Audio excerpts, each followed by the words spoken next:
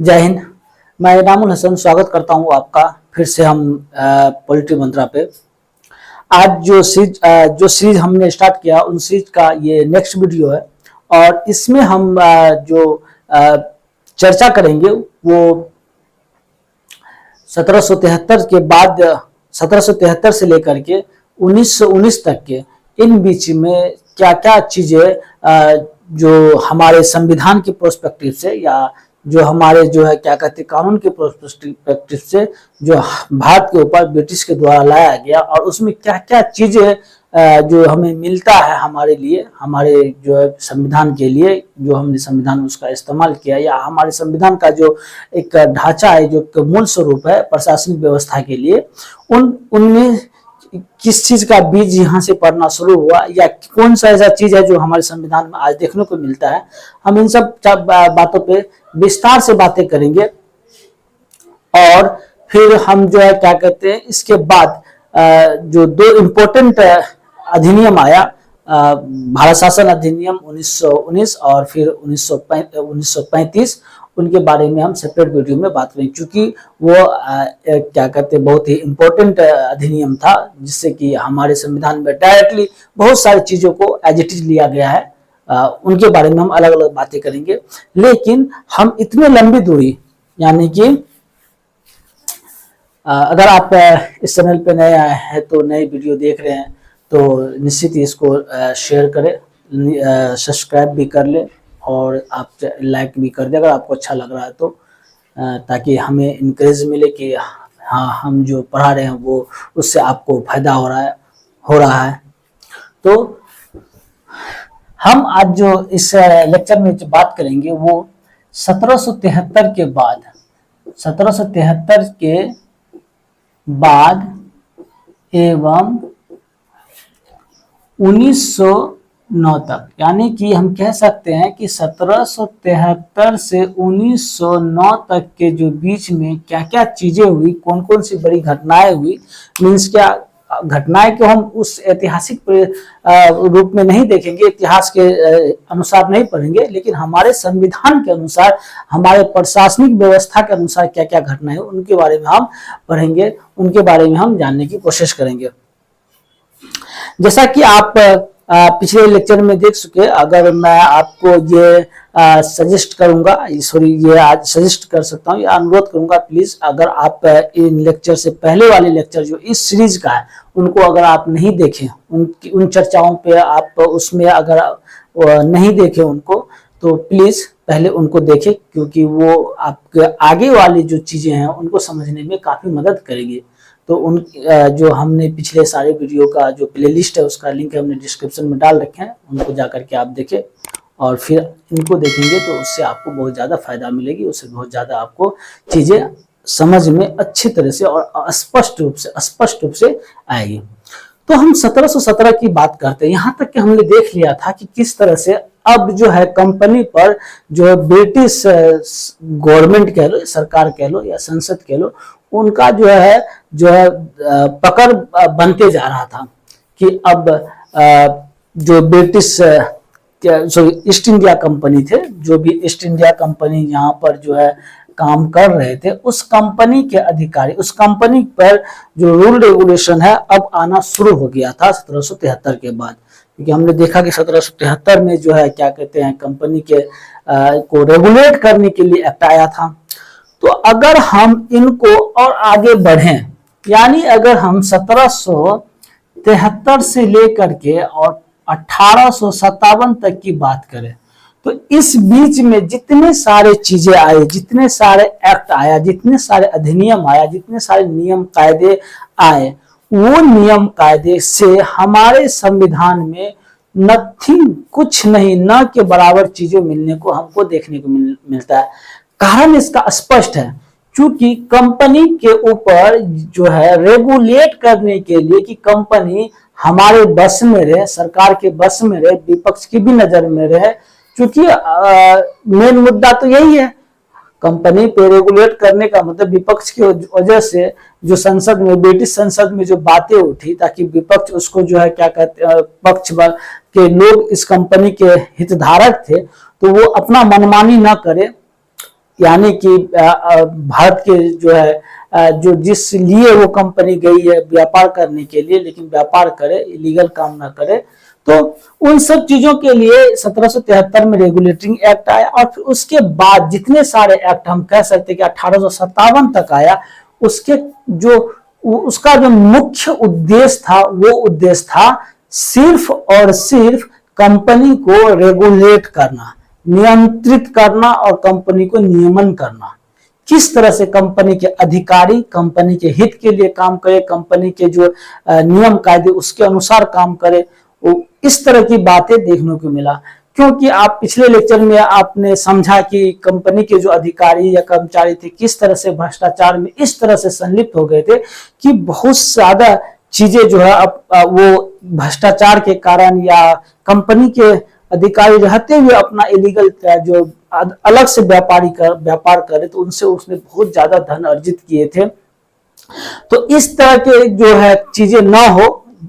उसके लिए ये सारे एक्ट जितने भी चीज लाए वो कंपनी के अधिकारी को, कंपनी के जो है क्या कहते हैं कर्मचारी को, या कंपनी को हम कह सकते हैं कि किस तरह से रेगुलेट होगा, किस तरह से वो कंपनी संसद के प्रति जवाबदेह होगा, कंपनी संसद के प्रति। हाँ, मैं यहाँ पर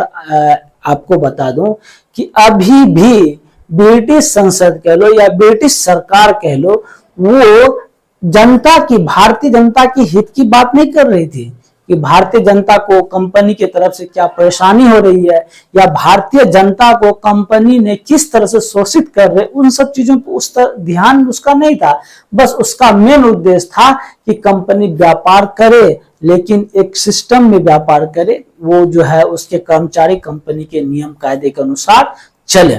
इसका मेन उद्देश्य था। फिर तो हम इनके बीच में जो बातें उनको हमारे संविधान से कोई मतलब नहीं है, मतलब उसमें हमारे संविधान के लिए, चूंकि भारतीयों के लिए कोई नियम कानून नहीं आया, वो तो अपने कंपनी के लिए आया, तो फिर इससे आपको एक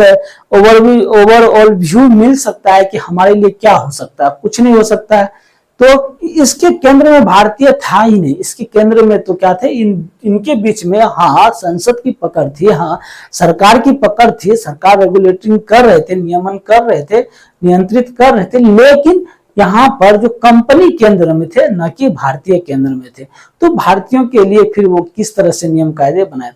फिर एक वक्त आया 1857। कौन सा वक्त? 1857। सन 1857 में आप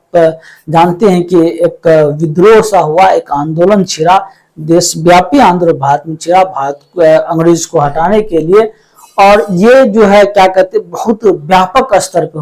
क्या कहते आंदोलन शुरू हुआ, इससे अंग्रेजों को भगाने की जो माइंडसेट था उसके हिसाब से, उसके लिए। तो इसमें जो है हम ये कह सकते हैं कि ये कंपनी जो है, इसके लिए कंपनी जो भी अत्याचार कर रहे थे, जो भी चीजें उसको व्यापारी में जो लग रहा था, उनसे भारतीयों को तंग आकर के भारतीयों ने आंदोलन, जिसे हम प्रथम स्वतंत्रता आंदोलन के नाम से भी जानते हैं, और बहुत सारे नाम इतिहास की किताब में आप पढ़ेंगे। तो इसमें हाँ, इस आंदोलन को भले ही अंग्रेज ने दबा दिया, यानी कि अंग्रेज की जीत हो गई और भारतीयों की पराजय हो गई, लेकिन यहाँ से हमको एक नए टर्निंग की शुरुआत देखने को मिला। तो हमें अगर भारतीय इतिहास में प्रशासन के प्रोस्पेक्टिव से, प्रशासन के संदर्भ में अगर देखें तो 2 पॉइंट 1764 और 1857, ये 2 पॉइंट है जहां से एक टर्न लेता है। क्या टर्न लिया? टर्न ये लिया कि इसके जस्ट 1 साल बाद ब्रिटिश कंपनी ने 1858 में, जस्ट 1 साल के बाद 1858 में एक अधिनियम अपने संसद के से पारित किया, जिसका नाम था भारत सरकार अधिनियम 1858।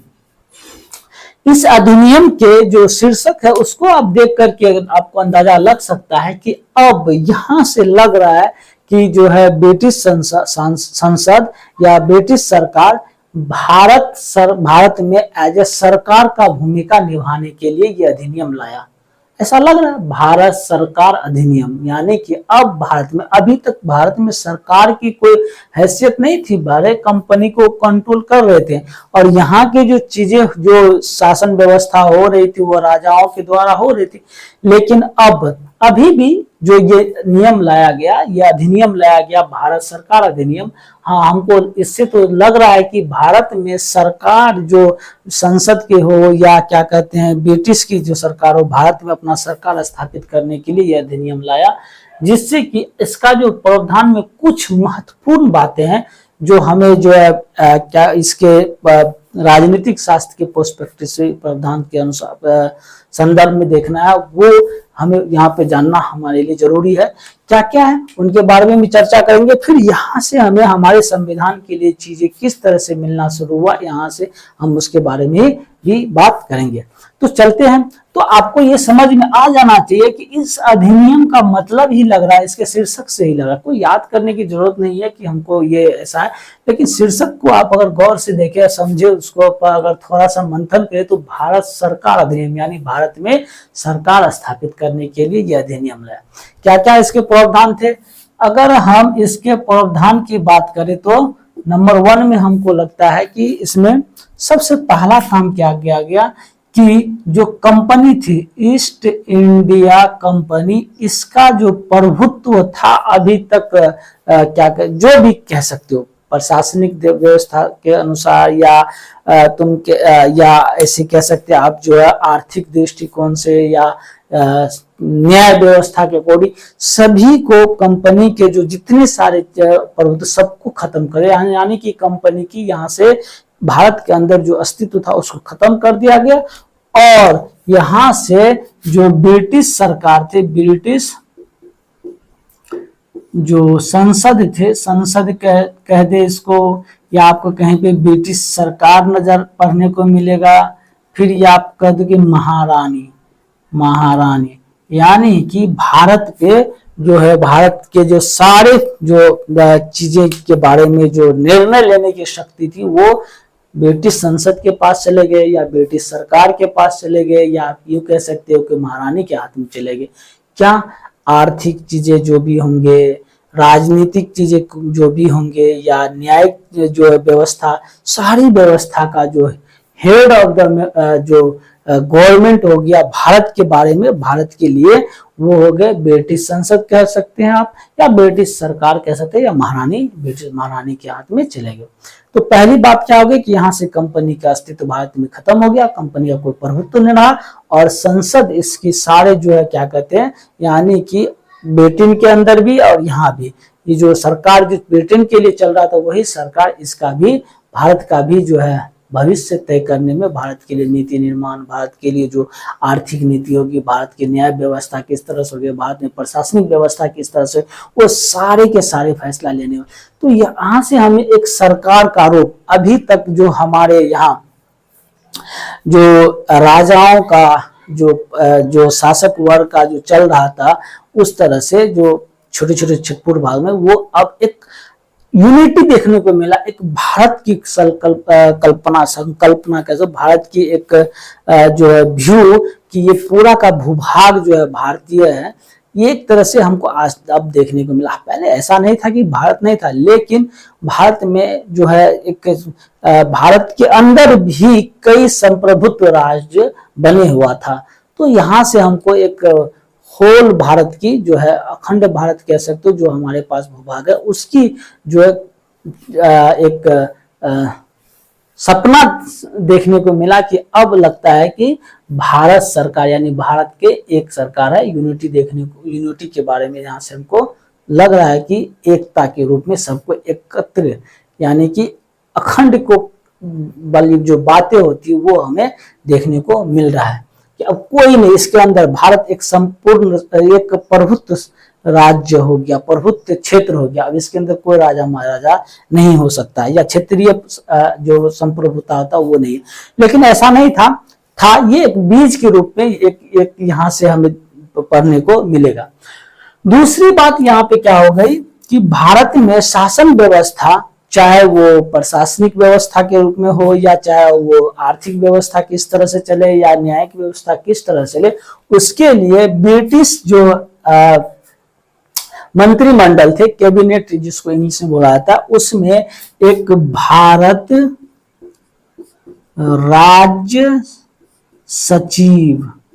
भारत राज्य सचिव, इनके भी नाम से आप इनको पढ़ेंगे कि एक भारत राज्य सचिव की पद का सृजित किया गया, या कहीं कहीं आप इनको भारत मंत्री के भी नाम से पढ़ेंगे कि भारत मंत्री के पद का सृजित किया गया। और ये भारत राज्य सचिव या भारत मंत्री ब्रिटेन की संसद के प्रति जवाबदेह बनाया गया। क्या बनाया गया? संसद के प्रति जवाबदेह होगा। और दूसरी बात ये होगा कि इस भारत के मामले, जो भी मामले होंगे, वो सारे मामले का जो अंतिम निर्णय होंगे, यानी हेड ऑफ द गवर्नमेंट कहते हैं, वो ये होंगे भारत राज्य सचिव। और ये अपना काम एक तरीका से करे या अपने सलाह, अपने चीजों को सही से करे, उसके लिए इसके पास जो है 15 सदस्य वाली समिति, कार्यकारी समिति कह लो या सलाह समिति बनाया करके दिया गया। ये समिति जो है अलग अलग क्षेत्र के मामले में, अलग अलग विभाग के मामले में जो भारत मंत्री को सलाह देंगे। हाँ, ये निगरानी रखेंगे भारत में, और वहां पे जो है क्या कहते हैं, जो वहाँ की वित्तीय विभाग किस तरह होगा, वहाँ के सैन्य विभाग किस तरह होगा, वहाँ के आर्थिक विभाग किस तरह होगा, वहाँ के प्रशासनिक विभाग किस तरह होगा, वहाँ पे नीति किस तरह से बनाए, ये सारे मामले में ये लोग इनको सलाह देंगे, या वहाँ की रिपोर्ट को ये लोग अपने अपने विभाग के अपने अपने जो है, आज भी हम इस चीज को हमको देखने को मिलता है कि हमारे यहाँ भी जो कहीं न कहीं ये चीज इसका जो रूप है, आज हम प्रधानमंत्री होते हैं फिर उसके सलाहकार समिति, तो उनके थोड़े वो झलक वहाँ देखने को मिलता है कि वो चीज हमारे यहाँ एज इट इज आया है, इस तरह से हम कह सकते हैं। उसके बाद जो है भारत में क्या किया गया, भारत में मैं ऊपर लिख रहा हूं इसको, भारत में जो अभी तक भारत के जो अंदर जो भी चीजें होंगी, जो head of the India government कह सकते हो, या जो मुख्य कार्यकारी थे वो गवर्नर जनरल थे, उसके नाम को बदल करके वायसराय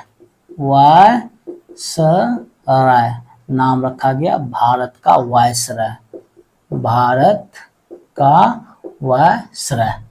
ये नाम से इनको जो है, यानी कि भारत के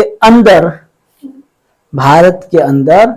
जो भारत के संपूर्ण भारत के जो ब्रिटिश क्षेत्र में आता था, उनके जो भी निर्णय, उसकी किस्मत की जो लकीरें लिखी जाएगी, वो भारत के वायसराय के हाथों में था कि भारत किस तरह से इसको शासित करेंगे, भारत को ये वायसराय किस तरह से शासित करेंगे, भारत के प्रति जो नीति निर्माण होगा वो किस तरह से बनाएंगे। वायसराय को भी जो है कुछ समिति दिया गया था चीजों को सलाह मशवरा करने के लिए, लेकिन वायसराय उसके बातों को मानने के लिए बाध्यकारी नहीं थे। तो ये 3 महत्वपूर्ण बातें थी जो 1857 में जो क्या कहते हैं ये चीज हमको देखने को मिला। हाँ, यहाँ से क्या बातें हमारे संविधान के रूप जो प्रावधान आज हमारे पास है उनके जो उनमें बीज के रूप में देखने को मिला। पहली बात हम कह सकते हैं कि जो भारत मंत्री थे वो हेड ऑफ द मिनिस्टर हम कह सकते हैं, आज की तरह हमारे जो प्रधानमंत्री है हेड ऑफ द गवर्नमेंट, उनके जो समिति थे, उनके जो आज कैबिनेट है, उस तरह से ये सदस्य सलाहकार समिति कह सकते हैं कि उसका बीज यहाँ पे पड़ा। तो इसमें और कोई उस तरह से बातें नहीं मिला। हाँ, ये सारे के सारे बात चीजें जो ब्रिटेन के अपने लिए बनाया था कि किस तरह से हमारा जो प्रशासनिक व्यवस्था हो या सारी व्यवस्था हो वो भारत के अंदर कायम रहे, भारत के अंदर चले, उसके लिए ये सब चीजें उसने किया था। और फिर बात आती है धीरे धीरे, अब इस चीज में धीरे धीरे सुधार होना शुरू हुआ। कि किस तरह से जो वायसराय है, देखिए वो भारत मंत्री समुद्र पार इतने दूर में बैठे हुए भारत के बारे में निर्णय ले रहे हैं। इस तरह से आज कम्युनिकेशन तो था नहीं कि रिपोर्ट यूं जाए यूं आ जाए, आज की तरह इंटरनेट का तो उस तरह से यूज नहीं होता था, तो उस तरह का यूज ही नहीं होता था। तो ऐसे में यहाँ की व्यवस्था को बनाने के लिए भारत मंत्री वहां से जो है सारे चीज को डील करे, इस चीज पे उनको थोड़ा सा बहुत ज्यादा परेशानी हो रहा था। तो ऐसे में फिर एक और एक्ट लाया। अब जो हम एक्ट देख रहे हैं वो सारे एक्ट जो भी आया है, वो जितने सारे अधिनियम आया है, वो परिषद को जो है क्या कहते हैं व्यवस्थित करने के लिए और परिषद को जो है उसके ऊपर जवाबदेही देने के लिए। और सिर्फ परिषद, आज हमको परिषद शब्द मिलने को देखने को मिलता है, जो है मंत्री परिषद हम पढ़ते हैं, जो जिसके सलाह पर प्रधानमंत्री काम करते। फिर हम विधान परिषद की बात करते, जो हमारे स्टेट में कुछ स्टेट में देखने को मिलता है।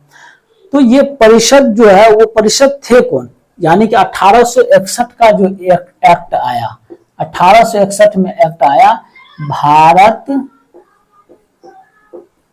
परिषद अधिनियम, भारत परिषद अधिनियम, ये जो एक्ट आया, तो मुख्य इस एक्ट का मुख्य काम था परिषद में सुधार करना, ताकि उसकी प्रशासनिक व्यवस्था हो या जो सारे व्यवस्था उसका वो जो और अच्छे से काम करे, उन सब चीज के बारे में वो अभी तक। अब क्या किया गया, इसमें जो है इसका जो है मुख्य उद्देश्य धीरे धीरे, देखिए 1857 में चूंकि भारतीयों के जो संस्कृति होते, भारतीयों के जो मान्यता है, उन पे प्रहार किया गया। उसके वजह से वो विद्रोह आंदोलन का शुरुआत हुआ। ऐसा हम जो प्रारंभिक जो कारण है विद्रोह का, इसमें यही हम लोग जानते हैं, यही बात थी। तो इन चीजों को वो जो है दो तरह से उसको देखा। पहली बात तो वो जो अब इतने बड़े विद्रोह हुआ, भले उसको वो दबा दिए, लेकिन उसको डर बना रहा, तो वो भारतीयों को उस निगाह से, मतलब एक तरह से विद्रोही की निगाह से वो देखने लगे, यानी उस पर शक करने लगे। चूंकि सरकार में रहते हुए लोग जो उसने ही विद्रोह का जो है नेतृत्व ज्यादा प्रबल रूप से किया था, तो अपने यहाँ भी लोगों को बड़ा ही सोच करके वो जो है ब्रिटिश जो है रखने शुरू किए। और दूसरी बात ये हो गई कि कुछ चीजें ऐसे हैं जो भारतीय मान्यताएं हैं, भारतीय संस्कृति के अंदर घुले मिले थे, उस चीज को जो थे उनको उस तरह से हम क्या कहते हैं उस पर हमारा जो है दखल ना हो, उनसे हम बचते हुए अपना प्रशासनिक व्यवस्था या जो भी व्यवस्था है उसको चलाए। तो उसके लिए क्या किया उन्होंने कि जो वायसराय के परिषद थे, यानी वायसराय के परिषद में उसने क्या किया, कुछ लोगों को, भारतीय लोगों को उसमें शामिल किया गया। यानी कि अब जो नियम कायदे बनेंगे उसमें देखने को ऐसा लगे भारतीयों को कि नहीं, हमारे लोग उसमें हैं, हमारे लोगों की जो बातें रखने वाले थे। लेकिन असल में क्या था कि चूंकि वायसराय जो है वो अपने जो है पसंदीदा लोगों को उसमें रखा, नियुक्त किया। और जब पसंदीदा लोगों को नियुक्त किया तो ऑब्वियसली वो उसके हाँ में हाँ मिलाए। तो यहाँ पर उसने दोनों तरह का गेम खेला। पहला गेम तो ये खेला कि हम जो अब भारतीय के लिए कानून बना रहे हैं, तो उस कानून में भारतीय भी है और भारतीय की रजामंदी की है, भारतीय जो लोग हैं, भारतीय के क्या मान्यता है, क्या संस्कृति है, उसके बारे में उससे हमने जाना, उसके बारे में फिर हम जो नियम बनाए उसमें उसको रिव्यू करवाया। तो ये बात हुई बस। फिर उसके बाद और इसमें दूसरी बात ये हुई कि जो अभी तक आपने देखा था कि बंगाल और मद्रास और बम्बई को जो वहाँ के गवर्नर जो थे, जो बटे हुए थे पहले, उन सबको अधीन कर दिया था बंगाल के गवर्नर जनरल के अधीन। और जो कार्य हेड हुआ वो बंगाल के गवर्नर जनरल के द्वारा किया जाता था, या फिर बाद में उसको भारत के गवर्नर जनरल का नाम दिया गया। तो मीन्स क्या, सत्ता का केंद्रीकरण कर दिया था कि केंद्र के द्वारा ही सब कुछ होगा। लेकिन इस अधिनियम में क्या किया गया कि जो है परिषद बनाया गया, यानी कि गवर्नर को क्षेत्रीय परिषद हम कह सकते हैं।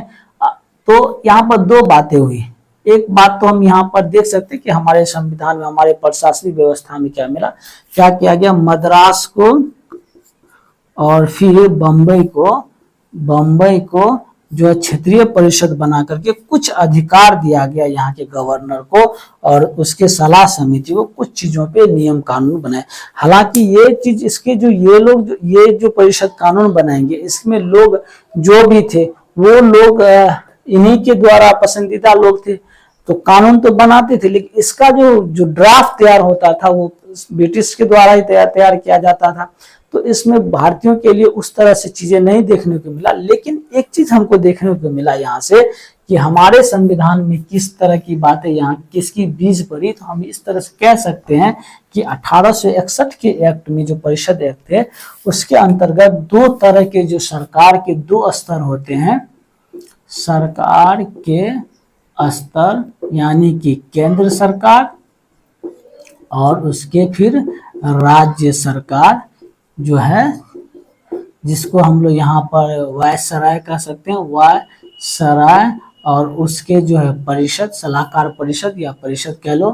परिषद, और फिर जो यहाँ पर क्या कहते हैं, हम ये कह सकते हैं राज्य सरकार के लिए जो क्षेत्रीय परिषद, और फिर इसके जो इस क्षेत्रीय परिषद के लिए जो हेड होगा वो गवर्नर था, यानी कि गवर्नर,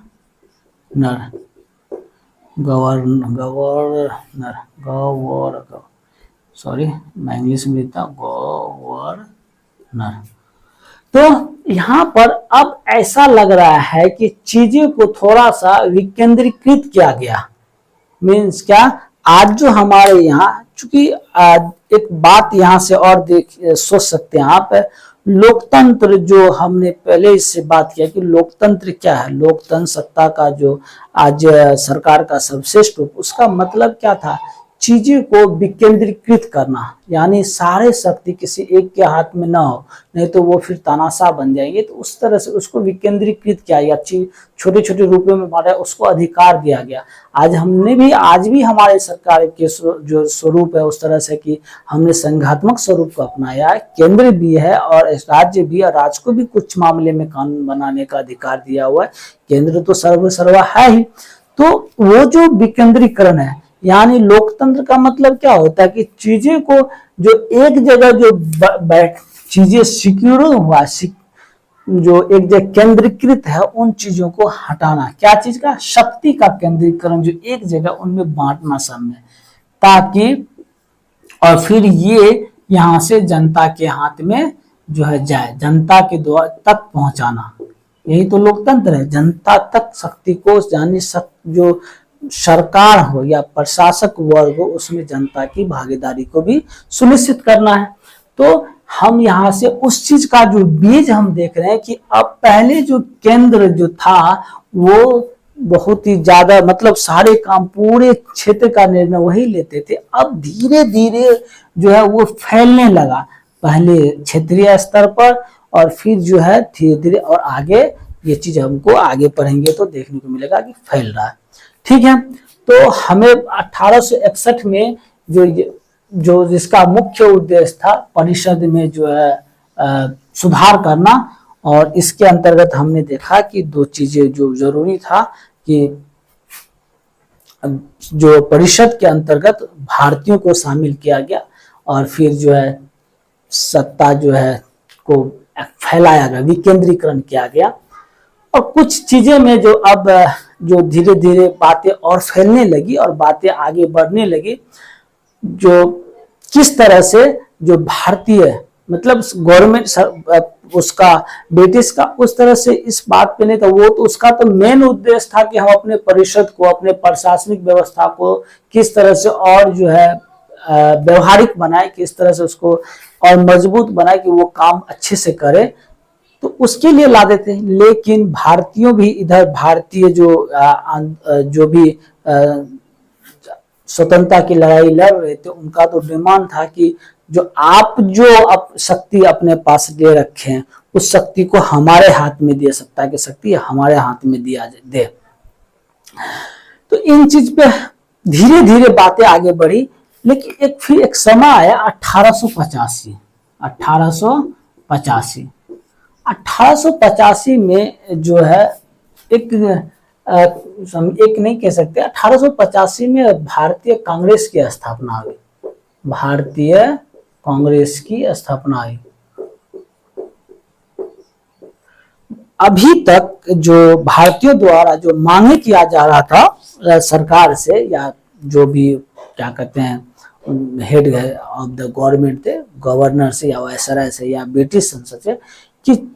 सत्ता हमारे हाथ में भी दिया जाए, भारतीय भी उसमें हो। आपके जो भले आप अपना एक परिषद बना रखे हैं, लेकिन उसमें जो है भारतीय के बारे में भी आप नियम कायदे बनाते हैं, तो भारतीयों को होना भी उस जरूरी है। अभी तक जो आपने कर रखे हैं उसमें जो आपके पसंदीदा लोग वही है, तो वो हमारे हित की बात, हमारे जनता, भारतीय जनता के हित की बात कैसे करेंगे? तो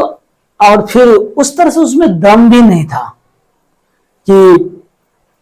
छिटपुट तरीका से बातें हो रही थी। कुछ लोग उस क्षेत्र से बातें कर रहे थे, कुछ लोग उस क्षेत्र से बातें कर रहे थे, मतलब एक तरह से बहुत सारे बातें तो वहां तक पहुंच भी नहीं पाए थे। लेकिन जब भारतीय कांग्रेस की स्थापना, तो कांग्रेस जो है एक संगठन का रूप ले लिया और पूरे लगभग भारत के पूरे क्षेत्रों के लोग का जो एक जमावड़ा हो गया, एक समूह कह सकते, समूह हो गया। और अब वो इसका जो है जो मांग था ब्रिटिश से, वो एक सिस्टमिक वे में था,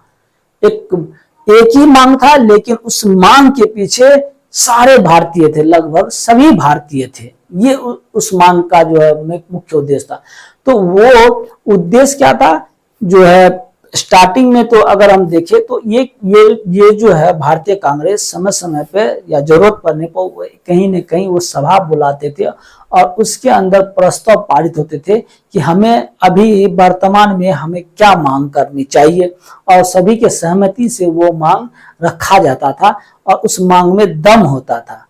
तो अब जो चीजें होने लगी उससे जो है अब जो डिमांड होने लगा उसमें काफी दम होने लगा, काफी प्रभाव होने लगा, यानी कि ब्रिटिश संसद पे चीजें अब ज्यादा प्रभावित ढंग से उसके अंदर आ जाने लगा, उसको और सचेत करने लगा। उसके मन में शासन व्यवस्था को न चाहते हुए ही भारतीय के हाथ में जो धीरे धीरे देने की जो उसको मजबूर होना पड़ रहा था। तो इसमें क्या किया, इसका जो शुरू का जो मांग था, जो कुछ दिनों तक जो देखे, क्योंकि परिषद में अभी मेन तो जो बातें हो रही थी, जो नियम कायदे बन रहे थे, जो वायसराय थे या गवर्नर थे उसको तो रिव्यू करना, साइन करना था उस चीज पे, वो अंतिम निर्णय। जैसे आज अगर हम देखें प्रेसिडेंट की बात करें तो प्रेसिडेंट को भी नीति और नियम को जब तक स्वीकृति नहीं देते नहीं बनता। लेकिन जो हमारे भारत की वर्तमान की स्थिति के प्रेसिडेंट उस तरह से चीजें पे बहस डिबेट नहीं करते हैं। और अलग बात है कि वो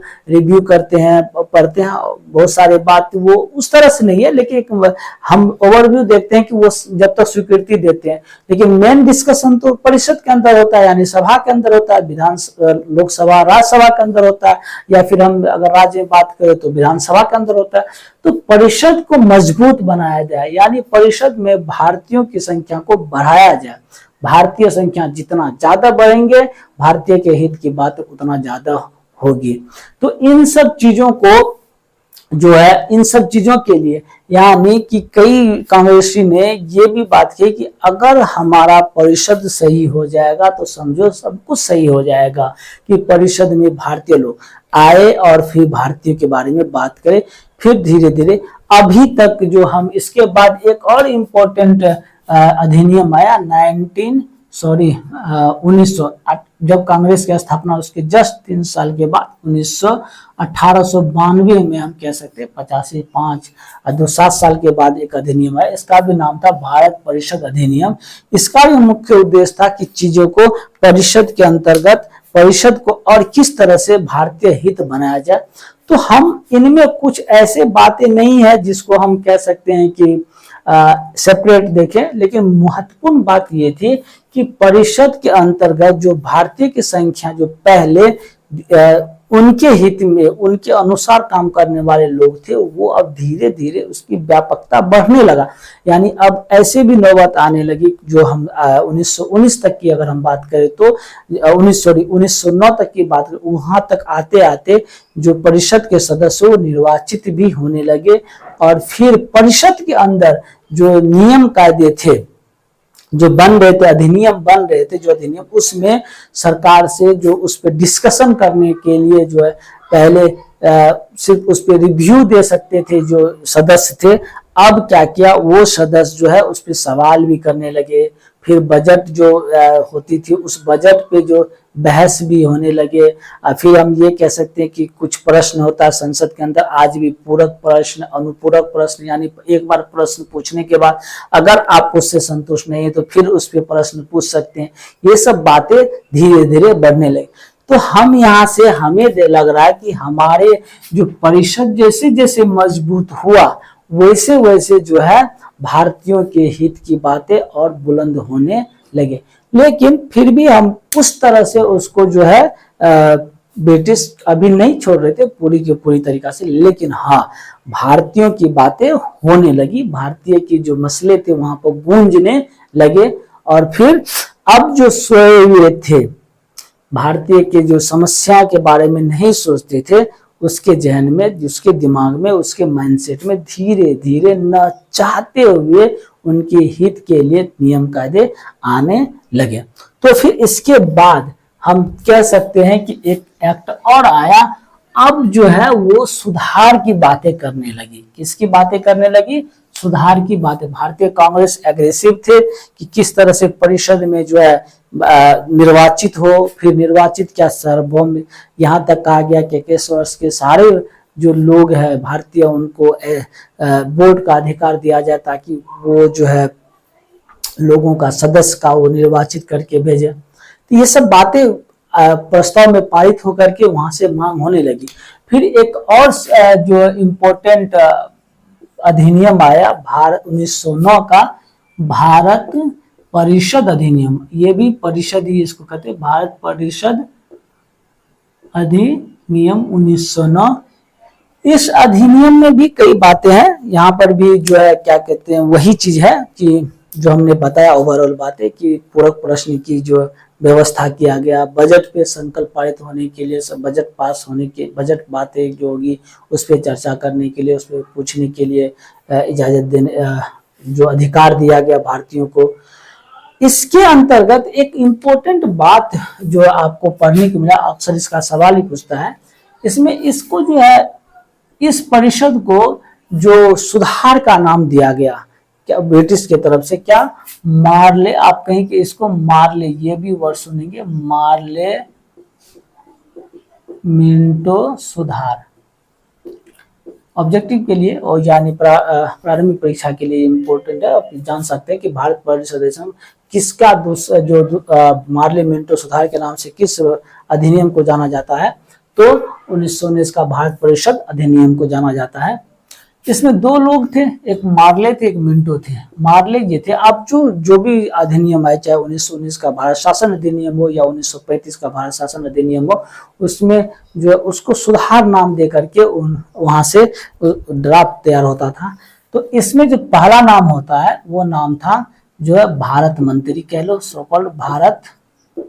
मंत्री, और दूसरा नाम था वो वायसराय का था, वायसराय। यानी कि इनका कहना था कि अब हम सुधार कर रहे हैं, जो हमारी प्रशासनिक व्यवस्था है उसमें सुधार कर रहे हैं, किस तरह से वो चीजों को देखें, चीजों को और बढ़िया तरीका से भारतीय में हो। इसके अंतर्गत जो एक इम्पोर्टेंट बातें हुई, वो आज हमारे संविधान में उस रूप में तो नहीं कह सकते हैं, लेकिन उसका जो है बीज के रूप में हम कह सकते हैं कि वो मिला। क्या था? जो है पृथक निर्वाचन प्रणाली, पृथक निर्वाचन प्रणाली, ये व्यवस्था इसने किया था। ये चीज इसने इस अधिनियम में बात कही थी, इस अधिनियम में लागू किया था। इस अधिनियम में जो पृथक निर्वाचन प्रणाली था, इसका मुख्य उद्देश्य क्या था? उस उद्देश्य था कि जो भारतीय जो मुस्लिम सदस्य होंगे विधान परिषद के लिए, मुस्लिम सदस्य, उसका जो है निर्वाचन मुस्लिम लोग करेंगे। पृथक निर्वाचन प्रणाली का जो केंद्र में बातें थी वो बातें थी मुस्लिम सदस्य का जो निर्वाचन है मुस्लिम करेंगे। तो ये चीज आज एक तरह से कुछ एक्स्ट्रा किसी की तरफ ध्यान देना, ये बातें दो तरह से हम इसको देख सकते हैं। एक बातें तो ये हम इसको इस तरह से देख सकते हैं कि जो आज हमारे यहाँ आरक्षण की जो व्यवस्था है,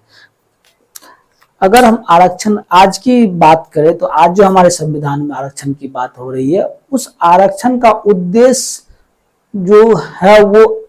अलग बात है, लेकिन उसका बीज यहाँ पर जो केंद्र है, क्या मतलब है कि जो लोग जिसकी बातें संसद तक नहीं पहुंच पा रही है या आर्थिक रूप से सामाजिक रूप से जो लोग कमजोर है, उन लोगों को क्या करना है, उत्थान के लिए उनको मुख्य धारा में लाने के लिए हम आरक्षण की व्यवस्था आज हमने क्या कहते संविधान में जो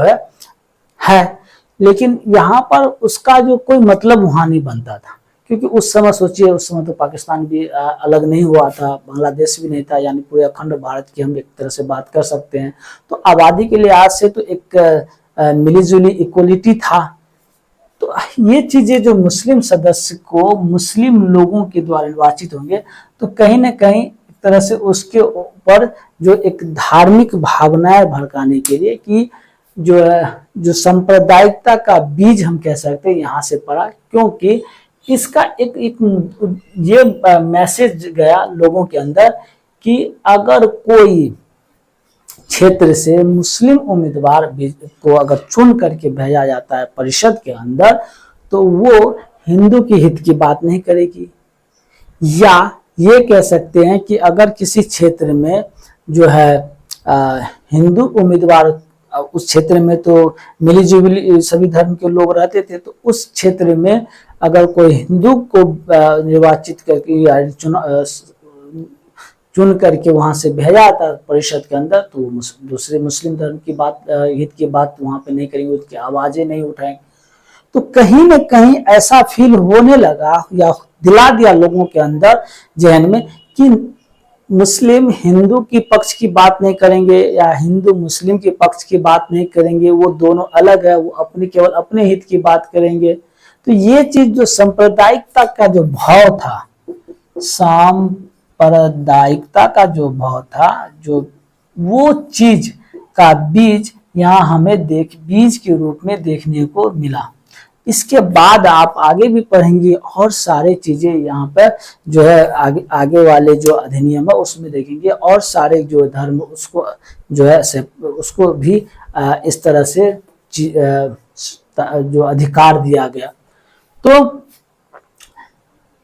ये हमारे 1909 तक के जो है बातें थी, थोड़े बहुत ओवरऑल। वैसे अगर एज इट इज देखें, थोड़े बहुत बीज के रूप में चीजें हमको मिला, लेकिन एज इट इज अगर हम देखें कि क्या क्या हमको यहाँ से मिला, तो हम कुछ नहीं कह सकते हैं कि हमको हमारे संविधान में इससे क्या चीज जो है जो एज इट इज डाला गया या उसको उठा करके रखा गया। हाँ, लेकिन कुछ बातें हैं जैसे कि हमारा जो प्रशासनिक राज्य सरकार का जो स्तर है, दो राज्य सरकार और केंद्र सरकार, उसके बीच हमको मिला। फिर ये तो एक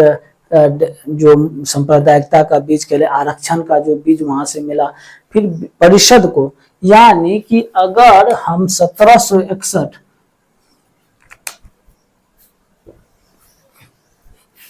अगर हम 1861 और 1909 तक की बात करें, तो इसका जो मुख्य उद्देश्य हमको देखने को मिल रहा है, भारतीयों द्वारा मांग करने पर जो है इन्होंने परिषद को और भारतीयों के लिए हित के लिए, भारतीयों के और क्लोज जाने के लिए, भारतीयों की आवाज परिषद तक हो, संसद तक पहुंचे, ब्रिटिश संसद तक पहुंचे, उस चीज के लिए जो है सारे सुधार करते गए, सारे सुधार होता गया। तो आज की लेक्चर के लिए जो बातें थी, जो हमने 1773 और 1909 तक के बीच की बातें की, उसमें हमने यही सब चीज़ हमारे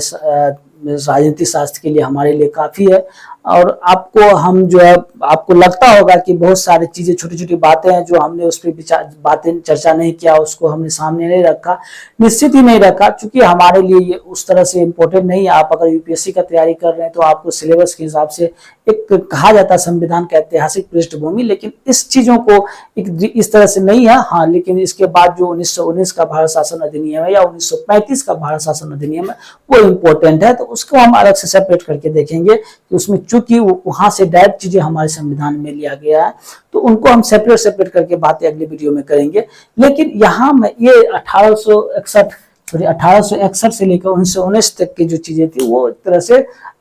उस तरह से हमारे लिए जरूरी नहीं था। वो चीजों को जो और अब सबसे पहली बात तो हम कह सकते हैं कि 1700 लेकर के 1857 तक कंपनी जो खुद अपनी